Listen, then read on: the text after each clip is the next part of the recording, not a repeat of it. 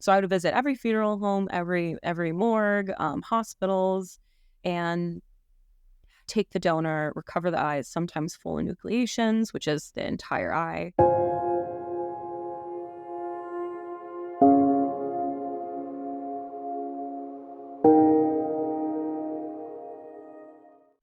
Hi, everybody, and welcome to another episode of the Glam Reaper Podcast. Well, we are glamming it up today because I have the very, very beautiful Heather joining me from Before the Coffin. I have followed Heather for quite a while on Instagram. I'm not sure about on TikTok and all the others, but definitely on Instagram. So she's super fascinating. We're going to get into a great conversation here.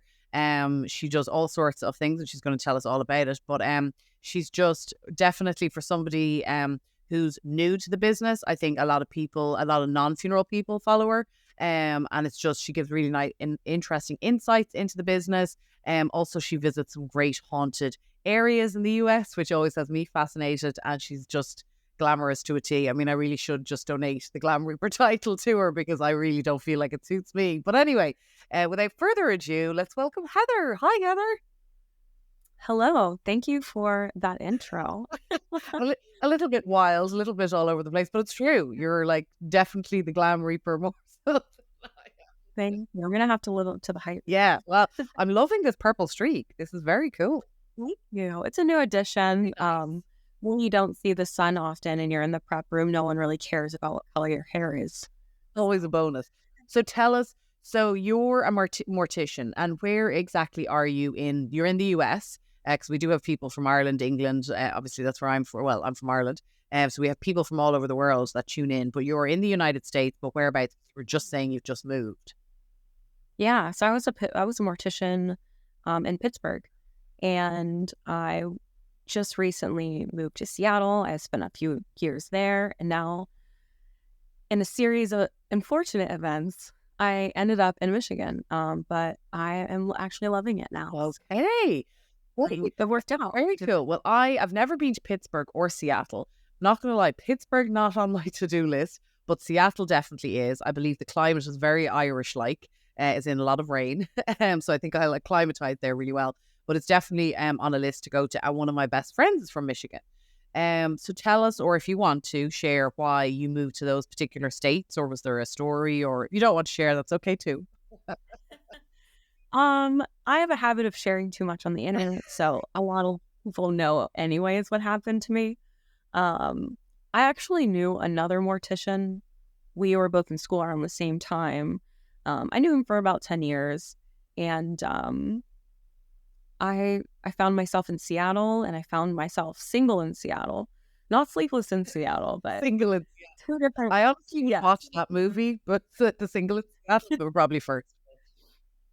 Yeah, and I was like, you know what? I'm going to go meet this guy that I always wanted to know and seems like they have a lot in common with me. They say don't meet your heroes for a reason. Oh, no, I see this is going. Because I ended up in Michigan totally by myself. The first 2 weeks I came here, I shared my story with the internet. I think it had almost a million views, and I became a meme. So occasionally, and still, my friends are tagging me, and they're like, instead of feeling like a randomized sim because you just broke up, whatever it says, they scratch out Michigan and they write like Oklahoma or here, and people are just making it kind of making it to their state. But it's funny, and I don't mind sharing with the internet. Once everything's, in the clear, I'm like, okay, we can joke about it now. Yeah. Well, you met in Seattle, you moved to Michigan together and split up is the general. No, we were long distance. Oh.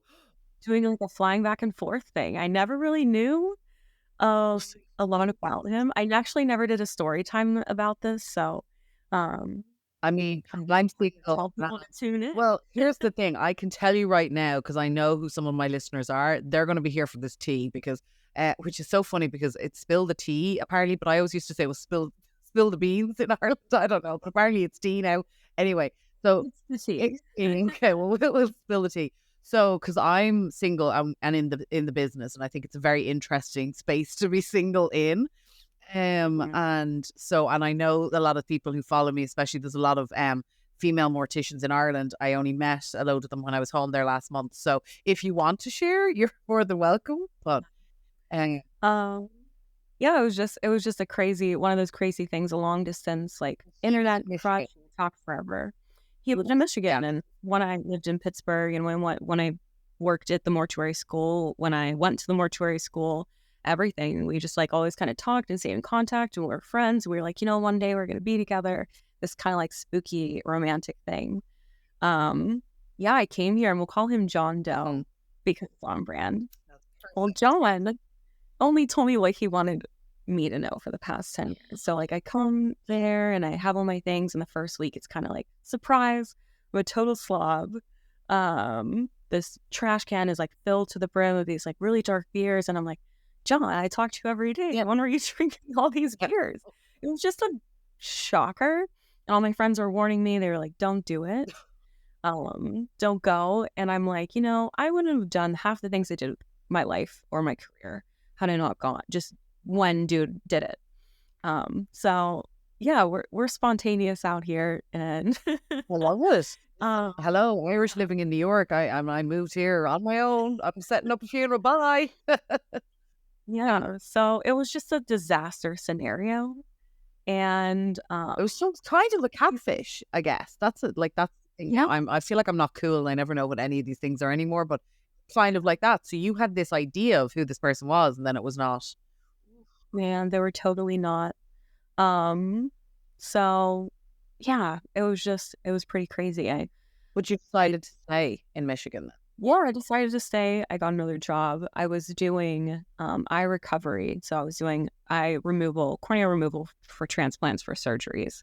So I would visit every funeral home, every morgue, hospitals, and take the donor, recover the eyes, sometimes full enucleations, which is the entire eye, snip the optic nerve. We put it into a case, and I would be transporting these organs by myself all over Washington and then all over Michigan.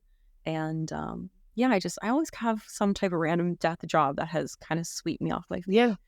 No matter where I go, even if I had some type of disaster scenario again, I'm always going to have a job. Yeah. No doubt. Now, to close the John Doe case, so do you see him ever? No. So you're still in the same state. I mean, these states. Yeah, we're still in the same state. A part of the T, the biggest part, I just keep forgetting. I think I'm trauma blocking. It was the only reason he didn't have social media, and I wasn't tagging him or anything else like that. He was canceled before I even came here. He was like totally canceled. And I was asking Miss John Doe, oh, I want to like see the area, like show me local bars. I'm like kind of like a food travel thing. Let's go look at some locations together. Yeah, that was kind of like, well, I've seen the area. Like I've seen it all. Like I don't need you to do that. No, you didn't just see the area. You were canceled from it. You can't show your face. Oh my God. So it was just so crazy. And how would I know that from another? Yeah. I wouldn't know. So I mean, and that is the scary thing though about online dating and the apps and all of the stuff. It's friendship. It's not necessarily always romance, but like you can be putting your best foot forward. I mean, sometimes I laugh at how people are just like, "Oh my God, Jen, your life looks this or it looks that." And I'm like, what? Literally 90% of the time, my hair is scraped up. I'm in my sweats, like I'm stressing about doing X, Y, and Z. Even like the fabulous memorials I do. Like sometimes. We're setting up for it. A client will walk in and be like, oh, Jen, because I'm at the prep stage where I'm running around like a headless chicken, and then I get changed and somehow make the hair look okay and for guest arrival, But so it's that's wild. Oh my God. Well, I'm sorry that happened to you. Not that I had anything to do with it, but I'm sad that even happened. But you landed in Michigan, and so now I'm okay. We've closed the case of John Doe. Now I'm fascinated with this transplant thing. So somebody's passed away, because I'm actually an organ donor, but I think I'm everything but my eyes, which is a lot of people I know, because we're all a bit weird like that, because we somehow our eyes are. You're an organ donor. Your eyes are 100% in there with the overall donation process. If you're an organ donor, and this again depends on, there's all these different state laws, but it's even if you don't get a hold of the next of kin, we can go and take those tissues. Wow. So you can come in and take my eyeballs. I will come there and, Look out. I don't care. You're just taking them. Didn't give them back. it's just the very top. You don't need all of it. Your eyes are closed in the casket anyways. Nobody can Yeah, you're like, girl, you don't need them where you're going. You're fine. No, it does correct blindness. Every one person corrects blindness in 2 people, and I have removed corneas from about 1,000 donors at this point. Wow. I've worked on I've been dispatched to so many places. And that's just corneas. I removed skin, nerves, bones, tissues, costal cartilage, sternums, so many different things that we use for transplant, just for tissues in when I did organ recovery. So I've worked with so many different things. And So I actually know none of this, and this is so fascinating. So the person is clinically dead, medically dead, and but still, still warm, and that their tissues and organs can be taken. So you now, have you trained as a mortician? Did you have to have extra other training, or it's just, or is that state by state? Because that's one of the things that I'm always talking about here on my podcast, is being from Ireland. The most ironic thing about America is it's called United States of America. And I'm like, there's nothing united about you guys. Like, every state has an entirely different set of rules.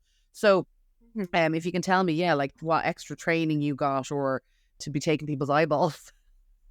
Yeah, so most places, most states in Seattle, where I started doing eye recovery, they honestly look for people with science degrees. That's the usual must. Sometimes people don't even know that the job exists. It's hard to fill positions. They're bringing in an EMTs. Basically, if you can stomach it, and you've worked with the dead before, you can possibly get this job. But it's usually morticians or people in the medical field that know about it and are good at it. Yeah, because you can't be just taking, you can't be just, they wouldn't let me in. I'm not a licensed funeral director or anything, but, they couldn't just have any Tom, Dick or Harry taking an eyeball or heart out, obviously, to transport it. But sorry, I'm kind of making light of it just because it's like robbing people's eyeballs left and right. No, well, it is pretty crazy. Yeah. But the tissue, it's so minuscule and so thin. But we can't correct original born with blindness, but we can correct some corneal damage.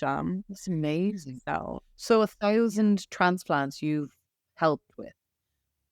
That's just for corneas. Yeah. Yes. And so there's 1,000 people most likely walking around with eyesight thanks to your work, really. Ew. Because per donor, it's about 2. Usually they'll need 2 corneas. Wow. That's pretty cool. We've received thank you notes in a way that you do when you're a mortician. Yeah.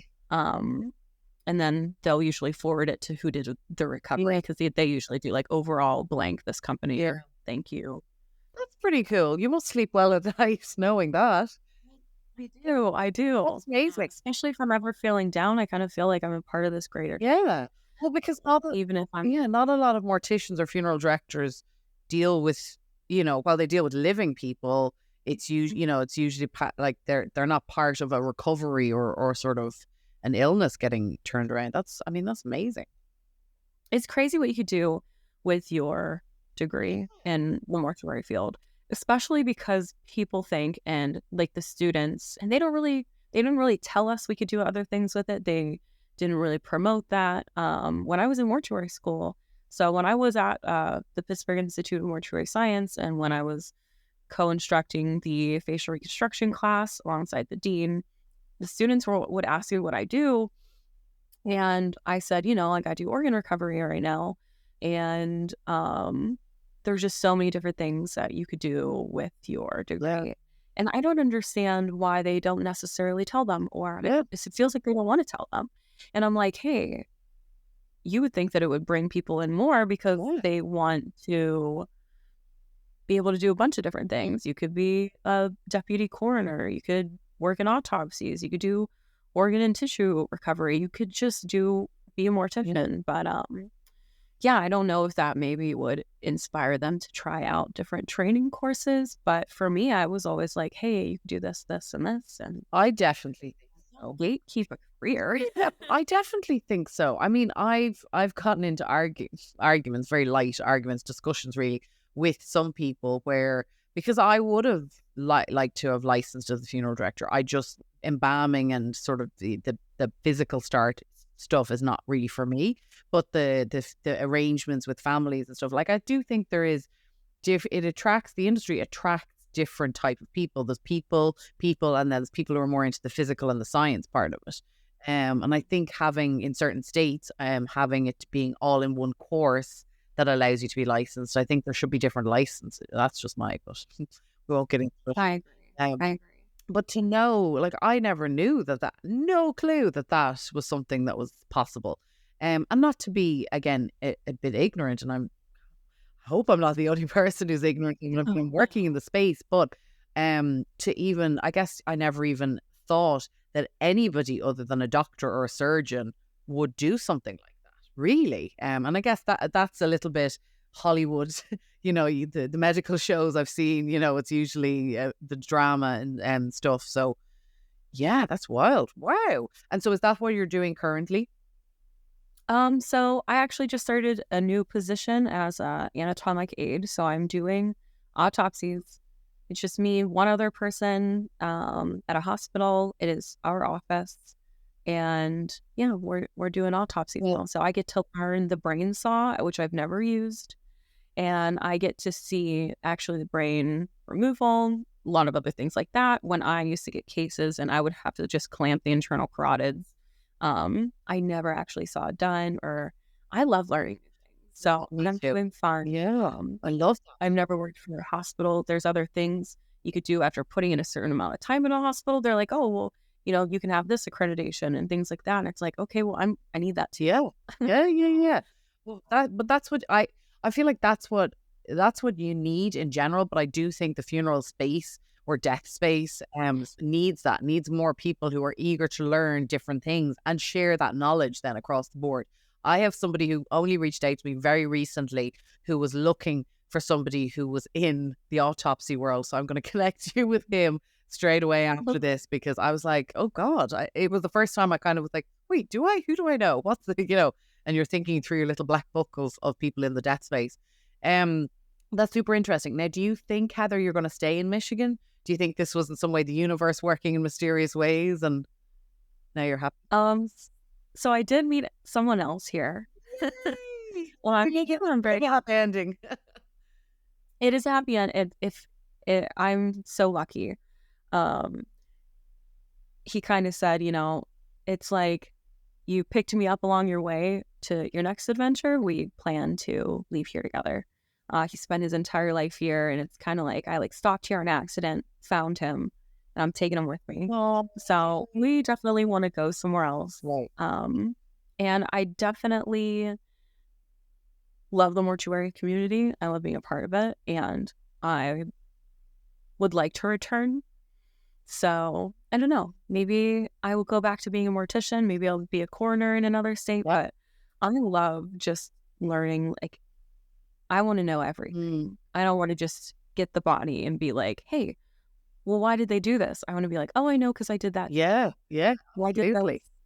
And I could, it's nice to have a total understanding of everything. And there's so many different facets to it. Even when I was at home in Ireland there, I got chatting to a girl who they do the post cleanup when somebody dies in a home. They're called in to sort of clean up the home, and whether it's of natural causes or self-inflicted cause or whatever it might be. But so many people don't even think of that exists and that's a job. There are just so many facets to this space, I think, because it's usually about loss. It's about, we're sad because our loved ones it's gone. But there's so much to it. And that's one of the things I really wanted to do with this podcast, because even for me, when I entered the space 15 years ago, I'm still learning to this day, just chatting with you. There's just so many things to learn. It's just amazing. It really, really is. Well, hopefully you come to New York at some point and we can meet in person. Do you go to, I know I've never met you in person, but do you go to the annual conventions, or are you not into sort of like the NFEAs and the ICCFAs that are, you know, happening, or how do you feel about all those sort of, you know, national conventions? I actually heard that one of the restorative art heads from Penn's, and that's another T, was stolen. They were putting out a bounty for one of these heads. The heads cost a lot of money. They were made by a special effects artist, Will Ritter. Will Ritter is awesome. He was actually my teacher at special effects school, where I went for prosthetic appliance for film when I turned 18. So I was creating kind of special effects on the living and stuff. And that's where I met him. When they commissioned him to make the busts and the heads for the kids to practice on, I was like, oh my gosh, I love Will. He's awesome. He's a great teacher, and he is a spectacular sculpture artist. And yeah, someone stole one of the heads at one of the NFDA meetings. I do not know if they had recovered it, or like who it was, or how badly somebody wanted it after making all those viral videos of them. And it's kind of crazy, because it's like, well, what are you going to do with it? You can't make a video of it to go viral because you stole it. And it's a one-of-the-kind, like, copyrighted thing that they made the heads for their students. So that's crazy for me. I couldn't believe hearing that. But one of my best friends. Big handbag do you have to like sneak that out? That's also, it's a big, these aren't just regular busts. So it's just so crazy to me. My best friend, funeral law lady. Oh yeah, she always wants me to come out to a convention, and I would love to go to one with her. I just think it would be a lot of fun, and I should go to conventions. I love funeral like sweat. Yeah. Well, there's a lot of those. Give me your hearse, Pat. Yeah, I'm worried a lot of those. My favorite are always the hearse squishies. The stress, they're like a stress ball, but they're the shape of a hearse. They're always great. Now tell us about your online presence. So I follow you on Instagram. I'm not sure about TikTok, honestly, because I'm never really on TikTok, and I've had the youth of today tell me I need to make it, and maybe 2024 will be the year I finally do TikTok a little bit more. But so what's that like for you? Do you feel pressure to have to put content out? Does it feel like a job to you? Did it kind of happen organically? Give us a bit of the tea on that. Yeah. So at first, it was fun. That was my personal page. I kind of used like as a joke, and I was just posting silly things. My the people that I filmed with at the time like loved making videos, and we just filmed things together, and they were silly. I started to make some serious videos just to talk about myself, and it like broke the mortuary internet. A lot of the really young kids out there didn't know that being a mortician required mortuary school, or mortuary school even existed. And then I became a more professional page, and when I was working with the school, they're like, oh, like you can make videos with us and it'll be a lot of fun. And I was like, of course I would love that. So I had so much fun going to that school. So yeah, first it was for fun, and then it was turning into a bit of a job, and then I made other things that turned into a joke. I was sent some clothes by a clothing company that wanted me to like make a video on them, and I did that one, and then a trend comes along, and I did the hip swing trend in the outfit. Well, that totally blew up, and I didn't mean it for it to. So be careful what you put on the internet, because you never know what's going to go viral. And at some point, I just became the internet's monkey for a little bit. They were like, do the hip swing here, like, do it here, do it here. And I was like, okay. So I just kind of rode the wave. Yeah. And, it was fun. Yeah. I had so much fun doing it that it didn't feel like work, and I could post, like, the internet was interested in all the things I did. I went to Salem. Yeah. And I posted just a walk through the town, viral video. People wanted to see the spooky places I was going to, and I was no longer categorized just some mortuary count, which I never totally wanted to be a mortuary count. I just graduated at the time when I started making videos, and I didn't want people to think I knew it all. Yeah. Especially the way the embalming Facebook pages go. I did not want to seem like I knew everything about the mortuary field. So I tried to pull back on that and just kind of like sprinkle it into my videos and be like, hey, you know, I'm proud of it. This is what I do. I helped grow a mortuary class, let alone college, and became really viral on the internet for some of that. But it wasn't a part. It was just a small part of, you know, the process. So. Well, and I do feel like it's interesting because most, and I would absolutely say you're an influencer. Like most people who become influencers start in this really natural way, and it just happens that, you know, a video or several go viral, and it's, you know, it's to no necessary like objective or goal that was the case for you. And so it always frustrates me when I see people attack. Well, I can't stand people who are just keyboard warriors and attack people negatively anyway. If you've got bad opinions, keep them to yourself. If you got happy, grand, share and share. Like, I mean, there's enough badness in the world. Or just like write it all down in a pen and paper and keep it to yourself. Like if you want to just be like Heather is, rah, rah, rah, whatever, just keep it to yourself. Heather doesn't need to know about it. But it's so, it is. And it's just, the way people tear it down. And equally, while I absolutely understand people from the funeral profession being like, oh, but there's these death influencers or funeral influencers and they're spreading fake news or they're saying this or they're saying that. I'm like, you know, as you said, like, and it's one of the things I say as well. It's, you know, none of us know everything. Not one of us in this entire universe know every single thing. We're all learning. We're all humans. We're all subject to imperfections. And there's nothing wrong with passing information on. Now, if you pass fake information on, you know, either retract it, take it down, about whatever, that's fine.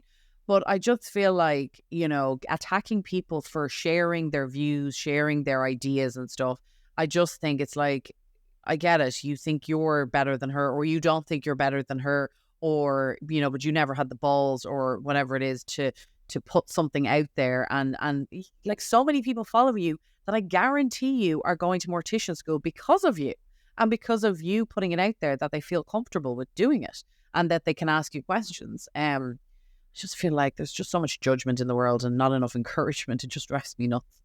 And as you said, like, you're human and you want to share those other human aspects. Like I love, personally love like the Salem and the, like, I think I've kept or have saved several of your posts as like Jen's to-do list, like must do when a day off happens. Would love to go to Salem, or, you know, would love to go to, like, there's a famous house. It's not far from New York here. It's a beautiful, pretty house. And they have a Christmas and a Halloween, you know, and I can't remember the name of the house, hence why I saved it, because I have a useless memory. But like, I got them from you, you know, and I wouldn't have otherwise. So it's great to see all that, I think. But who am I? Oh, that's awesome. Yeah. Did you ever get to go? I haven't. I actually haven't, and I really wanted to. It's so close. It's so stupid. No, I really wanted to. This Halloween was the time I was going to do it, and I just never did. And so I'm in New York, and I've said to everybody. So even though this won't be released for a while, it's November that we're doing this, but I'm in New York now until the new year. So maybe I might do a little, grab a car and do a few road trips. But I know it's so close. I'm visiting some friends in Connecticut for New Year's, and we are going to, I've never been, I think I'm saying it correctly, Poughkeepsie? Yes, Poughkeepsie, yes. I love that you're asking me, as an Irish person and a celebrant, the amount of times I have to grab a family and be like, sorry, how do we pronounce this again? What? Yeah. So you're asking probably the wrong person, but I'm pretty sure, 99% sure it's Poughkeepsie. Mm-hmm. Terrible. Yeah. And I've never been to Poughkeepsie, New York. I heard of the famous Poughkeepsie tapes. Wait, what are they? Oh, you're going to have to Google that. They're horrifying. You know. It's supposed to be based on a true story. Is it like ghouls and ghosts and stuff? No, it's just you'll see. Okay. Oh God. No, but I don't want to go to bed now and have nightmares. I have wild dreams. Like last week, I was staying at my friend's house and I woke up and I said, oh my God, you will not believe the weirdest dream I had. I said, you know those movies, like those action movies with, I think it's Jared Butler, where he's like saving the president. They're like White House Down or something. I was like, I was Jared Butler. I was saving the president of the United States. but it was Barack Obama. I don't know why. I don't know, like Well, I'm really proud of you. You did the I right did the right thing. Yeah, I saved Barack Obama. But like and did it well apparently. My friend was there too. I don't know what she was doing, but so if this is a crazy, maybe I'll watch it in the morning. I don't know if I should watch it tonight before I go to bed because if I have, yeah, if it's some exorcist stuff, I don't know. Yeah. But there is, I do know Poughkeepsie is famous for something spooky. So maybe I do know what it is. I just don't know it as Poughkeepsie tapes. Oh God, no. Yeah. No, I'm scared just thinking about it because I did go see The Exorcist steps. Wait, where are they? They're in Philadelphia, is it? No, DC. Yeah. DC. I believe Yes. so. I haven't seen those myself. Yes, That's pretty I went to see those. I did go see those. That was many years ago though. But I would love to, like, who was I talking to? Oh God, it's terrible when you and I know people have introduced me where they forget my name and they just introduce me as the Glam Reaper. So like you get known as your handle. But the gorgeous girl, oh my God, what is her name? Oh, totally brain farting on her name. Anyway, she was doing recipes off people's grave. Oh, I like her. She's lovely and she's the sweetest girl. Atlas Obscura ripped her off, and I was gonna say, you know, I usually like to use Atlas Obscura to find things that I didn't know existed myself, or you know, just to share with other people. They say, "How do you find it?" It's like, "Oh, it's super easy to find weird places. Go on Atlas Obscura and just look them up in your area." Yeah. But they did like a thing, like this article about them, and I was like, "Hey, yeah, my friend films the videos, so you didn't mention her, and you made it all about yourselves, but." Yeah, I was bummed to see Atlas do that. Not cool. Yeah, because she is super, super lovely. And I said to her, I was like, oh my God, I think you should go back to each of the meet the bring the families, you know, tell them about like what you did and try and connect. Because I mean, there's so many of those TV type shows where, you know, it's just reconnecting with your ancestors and stuff like that.